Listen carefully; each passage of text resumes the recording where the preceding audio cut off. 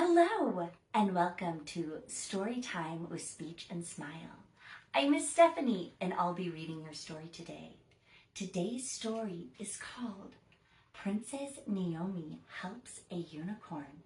It's by Once Upon a Dance. Not only do you get to read the story and use trinkets with it, but there's dance movements that you can do as well. Well, let's get out our Say and Play Story Kit trinkets and we'll begin reading our story. Princess Naomi Helps a Unicorn. Once upon a dance, Princess Naomi lived in a castle along with the king, the queen, and her sister, Princess Miranda.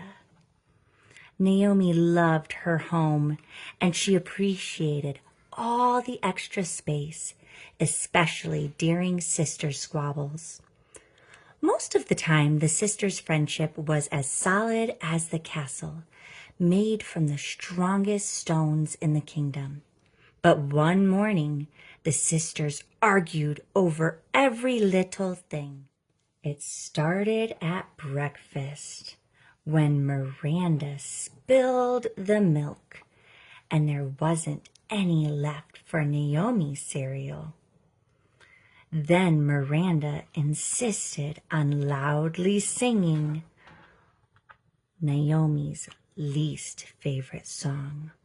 It was one thing after another, and Naomi felt like she might explode if she didn't walk away.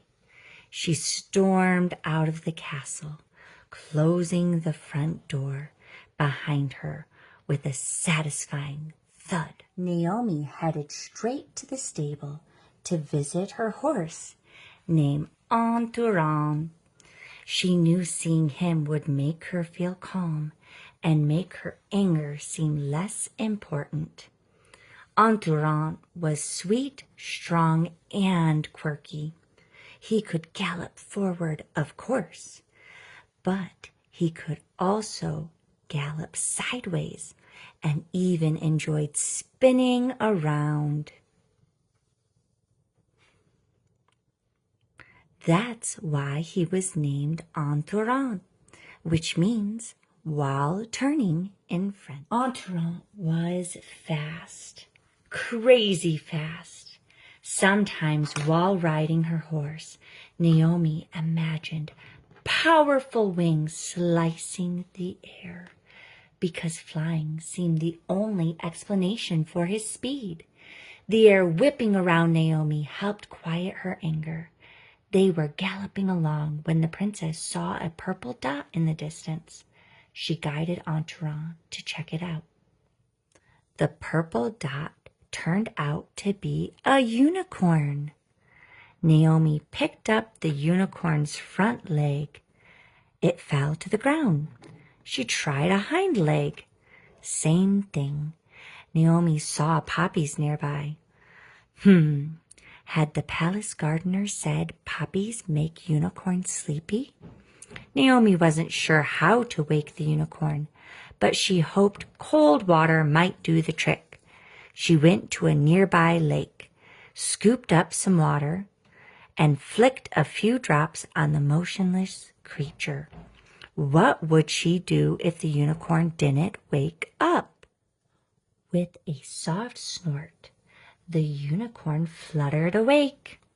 It rose gracefully, walked to the lake, and dipped its horn into the water, creating ripples of light.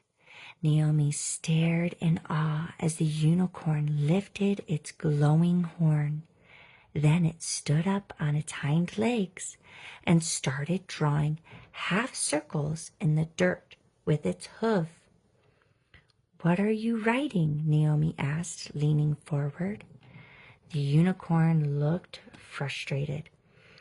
"I don't know what you're trying to tell me," Naomi exclaimed. Naomi thought perhaps the unicorn was drawing a map. but she couldn't understand its meaning or destination. She told the unicorn, "I'll climb on your back, and you can take me where you want to go." The unicorn put its knees down on the ground and held still. Naomi stretched her leg out to the side and climbed on, and off they went. Entourant kept pace with Naomi and the unicorn, and the three of them rode lightning fast, leaping over bushes and puddles along the way. As they traveled, Naomi realized the path was similar to the unicorn's drawings in the dirt. The unicorn stopped near the entrance to a small cave. It looked dark and creepy. Unicorn whinnied.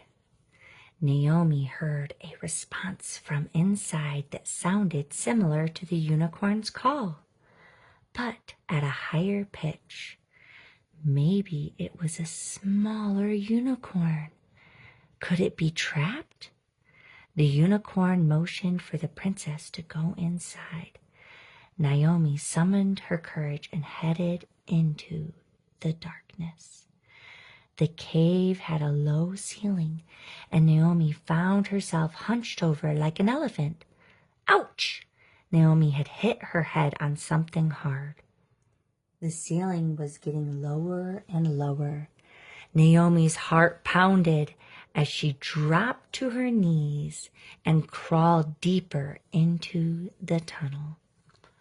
When she noticed the ceiling get even closer, she flattened herself onto her belly and wiggled forward.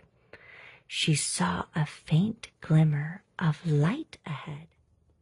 The tunnel opened up into a large cavern. Sunlight was streaming in through a small hole at the top. The good news was the ceiling was higher, and Naomi was in an open space. The bad news was there was an upright cobra snake blocking her path. The snake looked unhappy about being disturbed as it slowly looked from side to side. The princess took a breath for bravery and leapt over the cobra. At the height of her leap, Naomi saw something purple under the light. As Naomi got closer, she gasped. There, huddled in the corner, was a baby unicorn. She scooped it up and backtracked out of the cave. Naomi brought the unicorn to its mother. When the mother touched the baby with its horn, light flowed into the little unicorn, and it wiggled with delight. With a nuzzle and a bow, the unicorns thanked Naomi and then galloped away. Seeing the unicorns reunited warmed Naomi's heart, and it reminded her how grateful she was for her own family, even her sister. As Entourant carried her home, Naomi was surprised to realize that her anger had disappeared.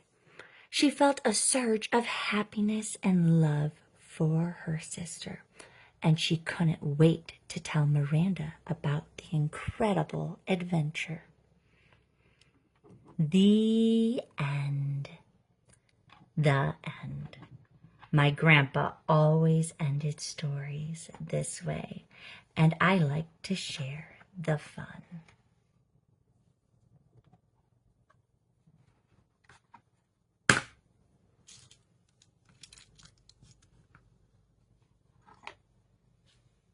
Thank you so much for joining me today.